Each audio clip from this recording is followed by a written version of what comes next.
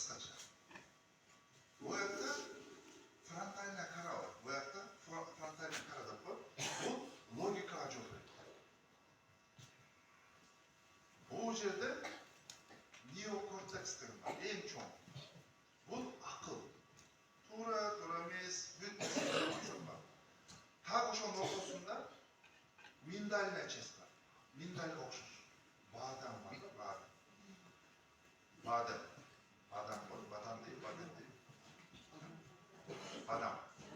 Badem okşur. Oşan için mindal değil. Kışa gelir. Oşan emotsiyaga cevap verir. Bir adam korkkondo beş değil. İşte Şurada oşan mindal neçesi gene de bir emotsiyaga cevap verir. Büt negatif oy, negatif emotsiya olganda bala işlemeye kaladi, men işlemeye kaladi. Balan da kızdınlar. Ошондуктан биз балдарга жүрөгүнө байланыш түзгөндө кубаттуу менен, жумшактык менен, сүйүнүч менен байлансак, бала бизди түшүнөт, байланыш болот, анан сен айтып аткан сабакты түшүнөт. Эгерде коркутсаңачы, түзөт отур. Азыр экзаменде мысал көрсөтүп, бир алып кел, дневникти алып кел, 2, 3, сенден адам чыкпайт, бар, кет деп коркутканда, биринчиден жаман көрөт, экинчиден корку пайда болот. Негатив пайда болот. Ал бала кыз окубайт. Ана биз айтып атабыз, азыркы балдар окубайт. Демек биздин педагогика азыркы учурда бала менен байланыш түзүүдө контроль деген нерсе көрүп калды. Мен түшүнүп атам. Мэрия контролдойт, районор контролдойт, администрация контролдойт, завуч контролдойт, директор контролдойт, баары контролдойт. Алардын иши ошол. Бирок сендин негизги ишиңер педагогикада бала менен байланыш түзүү. Korkutu emez. Dnevnik'e 2-3 koyuş emez. Çoğuçutuş emez. Anken korkanda me işleri tutanlar. Korkan adamdan üyle gönleri sıkırça. Yok büyük ötegeleri sıkırça. Korkan arda yapar. Kanda yapar o. Akıllı akıllı var. Arda korkan adam. Jana kadar zorluk zorlukta ayallarga karşı kulağın murdun kesken, savagan, tepkilegen, kol götürgün erkek men erkek деп айта албайм, ал эркек эмес негизи. Бирок ошол адам эмне үчүн ошону кылып атат? Мотив эмне?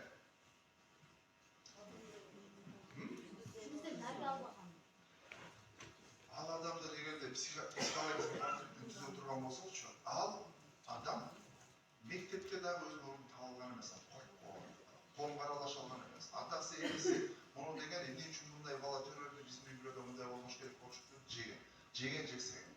Анын атасы, скорее всего, энесин ардайым сабаган, ал энеси башын көтөрө алган эмес. Не то что акча, 500 сом, 300 сом эмес. Ал адам катары өзүн эсептеген эмес энеси.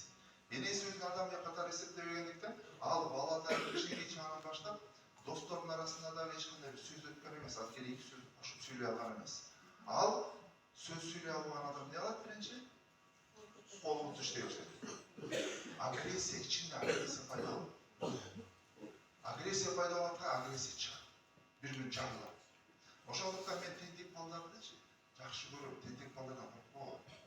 Түнт балдар, жабыр, унчукпаган, исполнительный, ооба деп ар бир өзүнүн ою болгон бала кыздан корком. Анткени ал баланын өзүнүн ою жок. Биздин максатыбыз ойлонгонду үйрөтүү. Ошондуктан Kur'an'da ne diyor?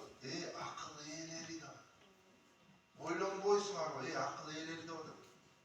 Oylonma var. Türkçe de oylonma. Biz oylonmada çeşmeyle perişkin. Korku menen emez. Süyünüç menen, kuanış menen, çumşak menen, jakşı görüm menen. Kılışımız gerek ecekeler. Ana neyin neyiz kısaca? Birinci. Эмоциональное выгорание кирбеш үчүн эмоциональное выгорание burnout. Бұл адам жанагыдай тез чарчай берсе,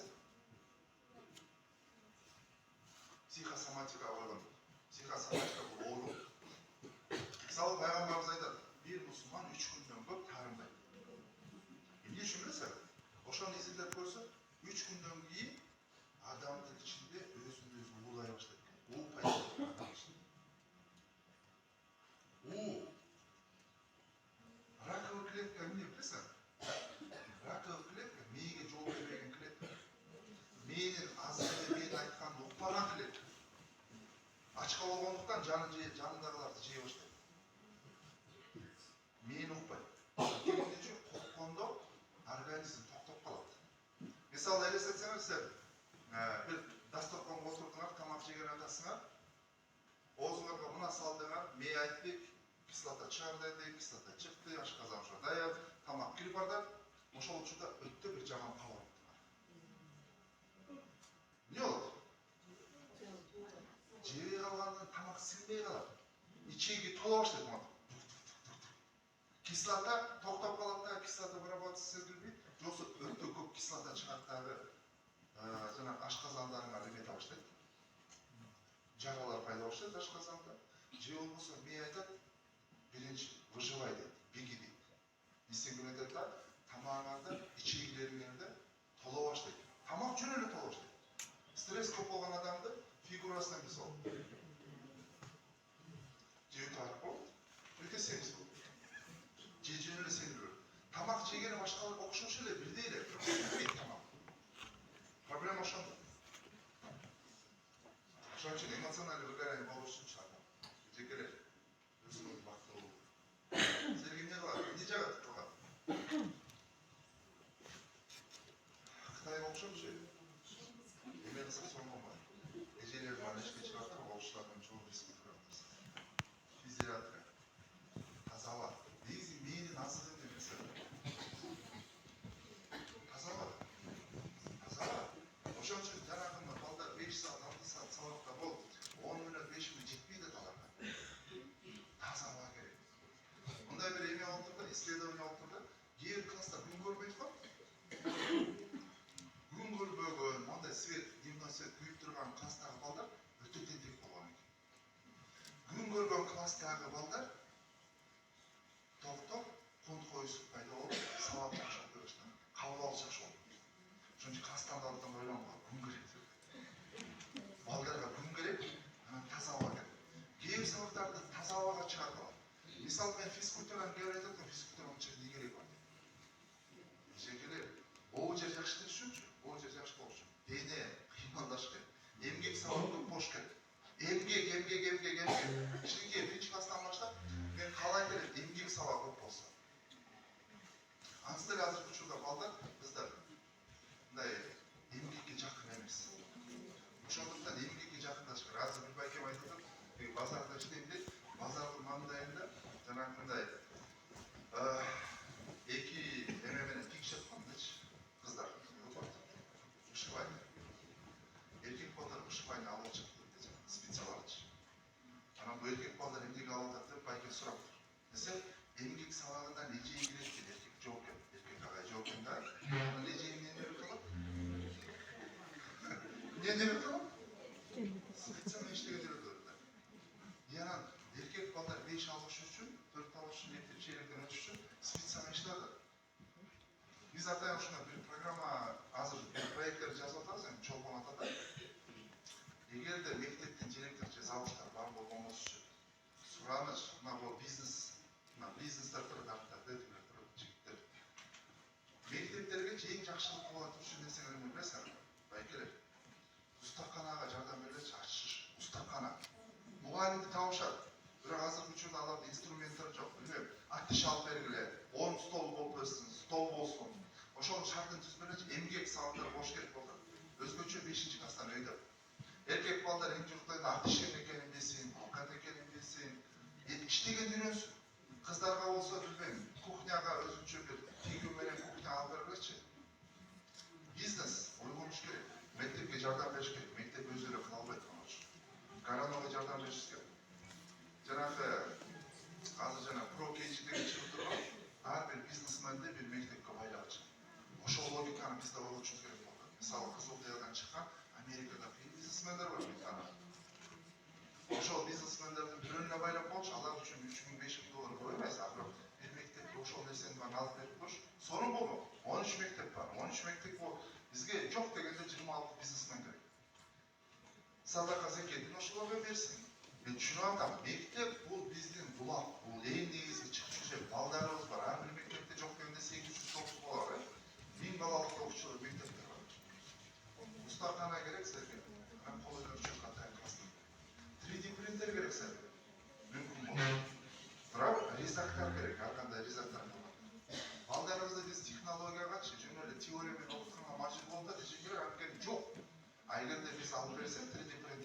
сом эле турат кичинекей. Bir teleskop 50 bin turат. Ооба, бирок Кызыл Кая үчүн тегерек эмес сом болмок. Мен буларды ойготойн дедим, жөн эле биз бияктан сүйлөшөбөй. Ошонуш керек болот да, анткени сырттагы кээ бизнесмендерчи мектебине келгенде уялат, эмнеге билесиз? Ойлонуп көрдүңөрбү, эмне үчүн бизнесмендер, мен постерде өзүм постер чыктым да, бизнесмендер башка мектепке башка атсам уялабыз дейт. Анткени ал жакта травмалары бар абалда. Анткени алар 3-2 алып жүргөндө эмелер, мурунку 3-2 алгандар бизнесмен болду. Анан алар келип турчу, ай Баланчаев дегенде коркот. Ай сен ким элең Баланчаев деп туруп эжейлер сөз кылды, апа эжейлер барбы? Алар айтат, ошондон коркот буларчы. Биз жардам бергенде аябай калашат, бирок корккондугуна. Ошондуктан бүтүрүүчүлөр кечесин оюштургалычы бүтүрүүчүлөр, Кызыл Кая, Баланча мектебин бүтүрүүчүлөр күнөө. Анан ошолорго чакыргыла, анан ошолорго көрсөткүлө, ошолорду класста отургуздургула, ошол болуп балдар, кыздар отурсун.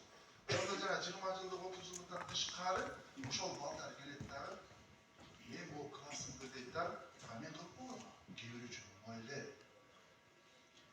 Мугалимдер болсо аны сурап тыкпайт, сураганга болбойт, акча сураган болбойт да азыр. Биз акча сурабайбыз.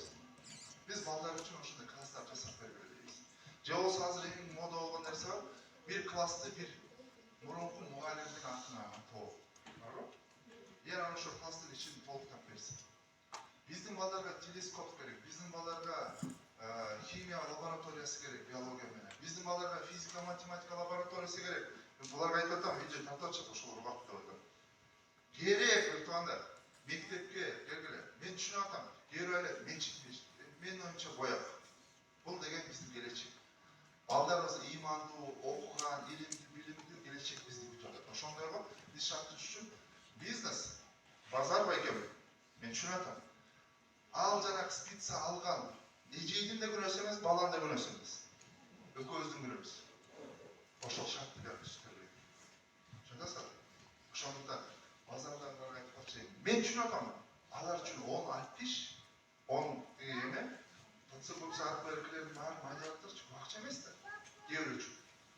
А бирок балага, кээ бир балдардын балким атасы жок үйүндө. Ал балдарга балкан уруп мыкырмай билбейт. А биз ошол шартты берсек. Эгер кээ бир усталар болсо, убактысы болсо, келсе ошо мектепке. 2 саатка, 3 саатка келсе, мен окутат элем, үйрөтөт элем, ризак, жыгачкы иштегенде, темирмен иштегенде үйрөтүп жүрсөм, мектеп ачып берет, эшиктерин бар. Келе кой, кел. Ачып бере деген сурап атат, мына бизнестен сурап. Кайсы мектеп керек? Мына бизнес сурады. Бир мектеп аны көтөрсөчү, ошол мектепке барчу. Кайсы мектепке керек? Кайсы мектеп? Кайсы лицей? Сабат лицей. Алар айтып. Тамаша. Ал жагы жакшы эле. Бирок макул жай. Завуштар жокпу буякта? Соцпедагогдор, завуштар бир мектептики, жөнөкөй мектеп. Бала бакчага. Жегелер бала бакчадан соң. Бала бакчада керек. Бала бакча кичинекей ишанан баштап, мен бала бакчада айтпайм. Болобу? Тема айтса. Бала бакча, эжекелер бала бакча эң сонун нерсе. Мен эң чоң кыял Кыргызстан баардык жагында бала бакча көп ачылды. Азыр мамлекет ошого шарт түзүп берди, бирок бир кемчилик. Силерде методология бар, дагы эле кичинеме да мындай. Не очень болду.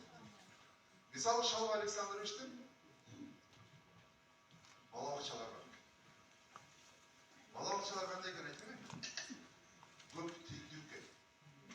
3 тилдүү экен. Грузин, орус, англисче тил экен. Кандай экен десем, мисалы бир группада 2 тарбиячылоо, помощник, воспитатель, помощник болот, да? Мисалы тематика болуш керек. Методологияда тематика. Мисалы бир ай достук темасын сүйлөшөбүз. Же бир жума. Экинчисинде сүйүү, үчүнчүсүндө белешендик, төртүнчүсүндө жароо кердик. Ошол темалар кете берет да. Но бирок бир воспитатель эртең менен балдар келгенде баланы кулкулуу эсептеген менен жакшы. Завтрак жеди, келди. Анан 1 саат достук темасында сүйлөшөт. Мисалы кыргызча сүйлөйт. Андан кийин кичине балдар эс алып, кичине өткөндөн кийин саат 10дон кийин жарым саат же 45 мүнөт орус тилинде экинчи воспитатель орус тилинде сүйлөйт. ошол эле достук темасын же ойнойт бир какой-то игрой. Түшкү тамак болот, түшкү тамак жегенден кийин балдар уктайт, балдар уктап тургандан кийин англисче эжей ал балдар менен оюн ойнойт, англисче. Достук боюнча. Ошондо бир балдар эми буга өзбекчени да кошсок болот, керек болсо тажикчени да кошсок, айырмасы жок. Бирок балдар көп тилдүү болуп үйрөнгөнгө шарты бар. 6-7 жашка чыкканда балдар суудай 3 тилди үйрөнө алат. Я, например, не помню, когда я изучал русский язык. Не помню, честно. Потому что у меня сосед был русский, у меня друзья были русские. Вот я учился, я не помню, со мной билбейм. Что-то сэр. Садикке да барган билбейм. Так ошол нерсе бар. Ошондо бизде бир көйгөй чыгып калат. Бизде азыркы учурда мамлекетте мындай болуп атпайбы? 4 класска чейин же университет тапшырыш үчүн калыс чыгат. Мамлекеттин маселесин түшүнүп атам. Буга керек, тырышып иш керек.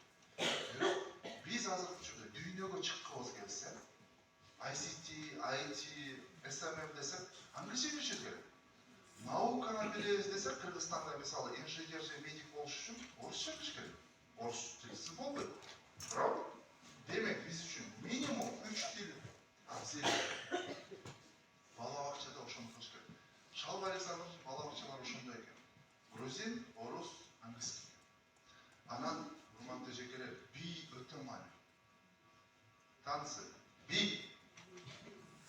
Мен силерди ордуңарда болсомчу, ар бир садикте, жозу 2 садикте бир хореограф бар.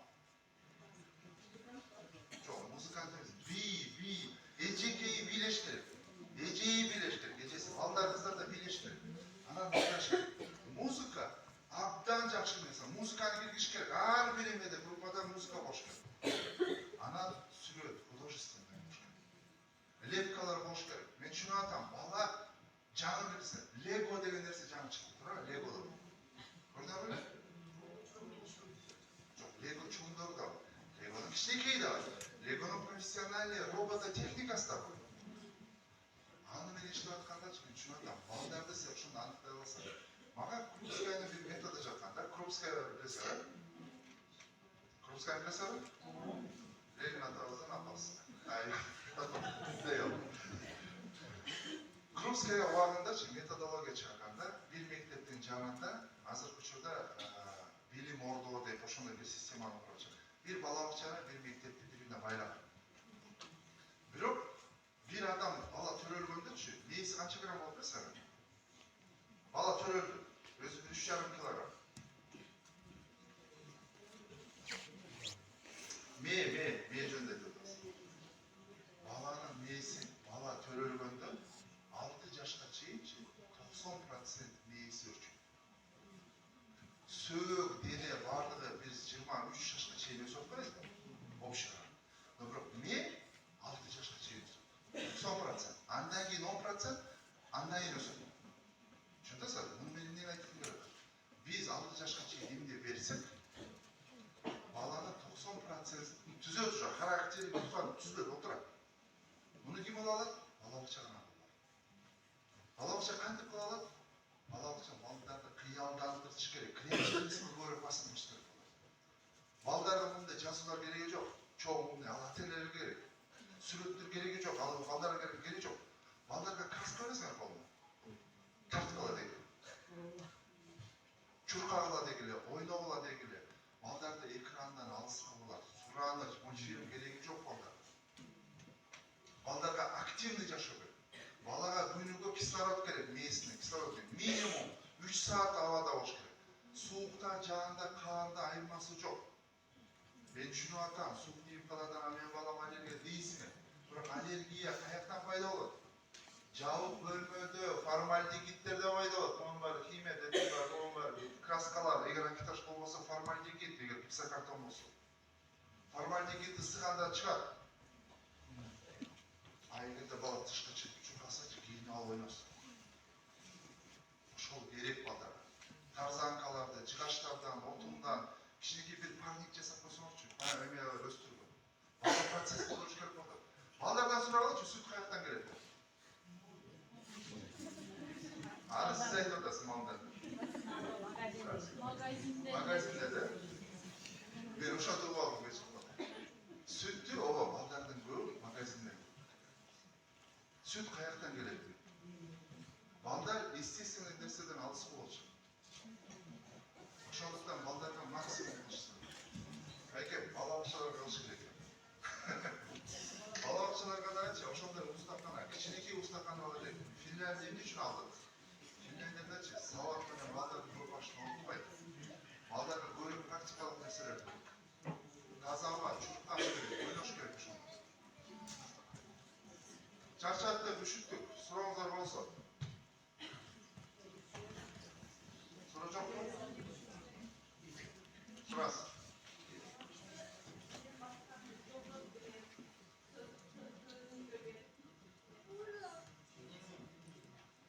Мен башкан жолдо. Мен 6 жашымда мектепке баргам. Мектепте 8 класска чейин окугам. 8ден кийин Хусейн Карасаев атындагы лицейде окугам. Караколдо, Аксуда, андан кийин Стамбулга, Бурсага өткөм. Бурса деген Турцияда окугам. Стамбулда окугам. Международная торговля и импорт-экспортта окугам. Андан кийин судоходный компанияда 5 жыл иштегем. 4 помощник капитана болгом. Кара деңизде жүргөм, Эгей деңизде жүргөм. Андан кийин дошкольное образование сиздер коллегабыз. Босфорский университет деген бар. Стамбулда американский ошол Босфорский университет дошкольное образованиеда окугам. Балдар аябай жагат. Жакшы балдар. Андан кийин аяктан окуп туруп, кандайдыр бир жаш ошондо окуп мен да Россияга түштүм. 2005-тен 2008 жылга чейин Россияда чоң строительный компанияда завод салганда зам директор болуп иштедим. 350 кишини башкардым. Андан кийин Кыргызстанга келдим. Ар бир революциялык берген болгон сайын Кыргызстанга келдим. 2005-те келдим, 2010-да келдим. Үмүтүм менен келдим, бирок үмүтүм акталган жок. Тилекке каршы. Анан келдим. Эч ким албабай турмушка. Анан аракет кылдым. Бирок 2008-жылы үйлөндүм. 2007-жылы үйлөндүм, 2008-жылы келдим. Анан кой, Кыргызстанга бирдеме кылайын деп. Анан ошентип жүрүп, анан Соцдетский деревня деген ошондой жетим балдардыкындай болгон жерге бир байке айтты, жүрү ошоко барабыз деп бардым. Анан мен ошол жерде 2 жыл волонтер болдум. Азыр иштеп аткан жерде мен волонтер болдум. Волонтер болуп, эмне билем, өзүм строительный кичинекей бир ишкана ачтым, кафе ачтым. Ичинде шашлык жасайм, тамак жасайм, вагман жасайм, соус жасайм. Эгер соус вагман соусун сурайм дегендер болсо, мантын айтып берем. Акча тапшырды. Андан кийин ошондо иштеп, бизнес кылып атканда анан ошо Соцдетский деревняга волонтер болуп, англисча түркчө сабак берет. Андан тышкары мектептерге болсо агалар кеңешин түздүм. Азыркы учурда Узар Казиевич деген Ош областынын губернатору бар. Ошол байкелер менен чогуу, ал кезде анда жашыраак. Чогуу барбастан бизде Бостебилде, Чолпон-Атада, Рекетиовскта, Реке Чорныйлар көп болчу да. Алардын 9-10 класска барып туруп, сен ким болосуң десе, быйымын көрсөтүп турчу, тиги братандай болом дейчи. Башка варианты жок болчу. Келген балдардын жартысы чорный болуп кетчү. Mesela мектеп ага да каршылык кое албай калган, анткени баары сиңе баштаган. Акыркы 15-20 жылда ушунча сиңген. Андан кийин ошо Соцдетский деревняда волонтер болуп жүрүп, 2010-жылдан 12-жылга чейин ушундай волонтер болдум. Андан 12-жылы мен аяка жумушка кирген оюм жок болчу. Бир жумуш кылышты, бир координатор үй бүлөлүк бекемдөө долбоору деген проект бар. Чоң долбоор бар да. Аз камсыз болгон, мен алып аткан ажырашымдар турган үй бүлөлөргө неме кылыш керек, жардам бериш керек. Ошол проектке координатор болуп иштедим. Ал жакта иштей баштаганда мен эчтеке билбейм. Соцду да билбейм, тигинде билбейм. Анан эң жок дегенде өзүм астында жумушчуларга муну кыл, тигини кыл деш үчүн өзүм ичине көрүп билишим керек экен. Анан активдүү окуй баштадым, активдүү издене баштадым, активдүү психолог боло баштадым. Анткени кыйналган үйлөргө алар жардам берип атат. Текшере албайсың да өзүң билесиң. Карай албайсың, жардам бере албайсың. Анан 2012-жылы ошентип, 2013-жылы 14-жылы азыркы ушул проектке директор болдум. Ошондон бери директормун. Астыбызда көптөгөн проекттерибиз бар. Караколдо, Чолпон-Атада, анан Бишкекте проекттерибиз бар. Анан 2013-14-жылдан баштап, биринчи ушул Баткенден баштап, ушинтип колум бош болгондо майрамдарда ушинтип алып келип, анан сайлап сүйлөп жүргөм. Элдер менен билген нерсемди бөлүшүп берем. Өзүм психологияны жакшы көрөм. Славянский университетте психологияны окугам. Андан тышкары дүйнө жүзүнө кыдырам. Америка, Германия, башка өлкөлөргө барып, ошол жерде да окуйм. 2023-жылы Шалва Манашвилинин Мизианетти Кахетти деген жерде, Грузияда, ошол жерде гуманный академиясы бар. Гуманный педагогия ошол академиясында окудум. Анан гуманный педагог болдум. Бирок дагы эле изденип атам. Дагы эле карап атам, кандай кылыш керек, эмне кылыш керек, бирок бизде көйгөй көп. Бирок эң жакшы көргөн нерсем бул бала бакчаны бөлүш керек деген ойдомун. Азыр бияка келердин астында Бишкекте дагы бир бизнесмен, бывший мурунку билим берүү министрлеринен жолугуп Аттени үй бүлө академиясын ачсак деген оюбуз болуп атат. Анткени муну жөн эле келип сүйлөгөндө болбойт экен, муну конкретный келип эжекелер бул методология мына, могу эжеке ал, муну сен ал, муну ал, мына орусчасы, мына англисчеси деп беришибиз керек экен деп түшүндүм. Анан квалификацияны онлайндагы, офлайндагы көтөрүш керек экен деп түшүндүм. Ошондуктан буга конкретный академия ачышыбыз керек экен. Конкретный профессионалдардан турган адамдарды чогултуу жолунда азыр дагы бир кадам жасалганбыз.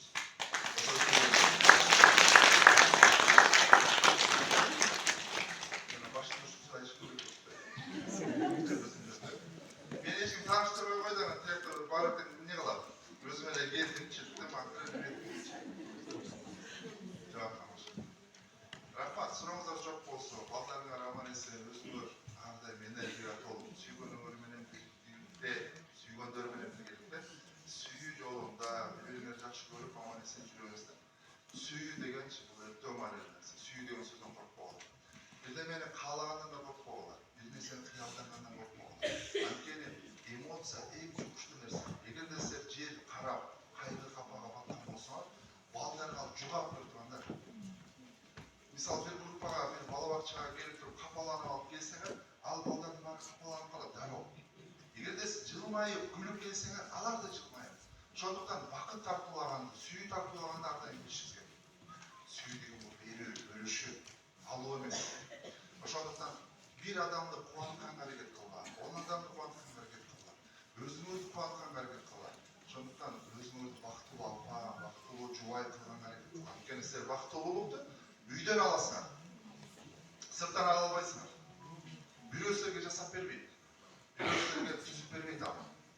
Бардык бакыт деген материалдык нерсе менен эмес, үй менен, машина менен эмес. Бакыт деген кичинекей бир көңүл. Эртең менен силерге күйөөңүз бир жакшы бир сервис жасап берсин, алтыным десин, бетиңерден өтсүн, кубансын, кучактагын, көрүп кучакташмачы. Обнимашки сонун нерсе, өзгөчө бала бакчадачы. Обнимашкадан өткөн эч нерсе жок. Побольше обнимашки. Максимум обнимашки. Чыдасар, еще лучше, когда мындай ылдый отуруп туруп, кучакташкан барган. Баары кучакташсын. Онда мен кичинекей ромашка кылып коесуңар, же роза болуп каласыңар барган. А давайте обнимемся все. Давайте будем танцевать. Бий менен баштагы. Мисалы, мага кээ бала бакчалар жагат, балдар эртең менен баштаганда музыка менен башталып аткан. Ооба. Позитивдүү эме музыка болуш керек. Ушундай болуш керек, балдар сүйүнүп келсин. Балдарды сүйүүчү нерсе эмне? Ошол нерселерди табышыбыз керек. Балдарга силер багыт берсеңер, алтындар жатар, алтындар. Бир дагы бала мектеп болуп бала бакчада, балада эч кандай бир эме жок. Алар периштелер, ошон үчүн периштелер болуу керек да силер. Бир кичинекей окуя менен бүтүрөм, анан бүттү кетем. Мевляна Руми дейт, Геросы Джалалиддин Руми дейт, Мевляна. Бир окуясы бар. Ошол жакта аял деп айтат, ошон үчүн мен аял деп айтам. Сен менден гендерди аял жакшы көрөм. Аял киши деп айтам. Бир бүркүт учуп келип, бирөөнүн коросуна түшүп калат. Аял киши коросуна түшүп калат. Анан бүркүт талпынып турганда аял мунун эмне канаттары тегиз эмес. Муну эч ким караган эмес деп айтат да, кайчын алат да, эки канатын тегиздеп кесип коет. Бүркүт түшүнбөй калат дагы, тырмактары менен канаттарын оңдоп түздөй баштайт. Түздөй баштаганда ийилип турат да тырмактары. Тырмактарын эч ким алган эмес да, карап атыр сени деп туруп, тырмактарын кесет. Байкуш бүркүт ага чейин шып-шып көзү күйүп турган бүркүт неумеренный боло баштайт. Анан тумшугу менен тырмактарын оңдоп түздөй баштаганда, канай баштаганда тумшугу түз эмес. Аны түздөп кесет. Байкуш бүркүт ага чейин шап-шып ушуп жүрүп бүркүт канаттары менен уча албай, тырмактары менен тапчына албай, бир бадалдын түбүнө тоого окшоп калат. Көздөрүнөн жаш агат. Муну эмне үчүн айтып атам? Бул педагогикалык бала. Биз балдарды мындай түзөбөлчү сурачу. Балдардын табиятында бар. Бирөө художник, бирөө кыйын ырчы, балким бирөө кыйын бийчи, бирөө математик. Биз аларды оңдоп түзөбөлчү. Биз алардын предназначениясына бул дүйнөгө келген миссиясына балат. Ошого жол көрсөтөбүз. Пойдем потанцуем, пойдем поспоем, жүр ойнайбыз, жүр кайсы. Биз сунуш кара беребиз. Эгер силерге жардам керек болсо жардам сурагыла. Бирок таамуллабагылачы өзүңөрдү. Педагогика деген бул мажбурлоо эмес. Бул кыйноо эмес. Бул сурануу, бул жумшак айтуу, бул сүйүндүрүү. Ошондо балдар жакшы болот. Ошондо арстан болуп чыгат, мышык болбойт. Ошондо бүркүт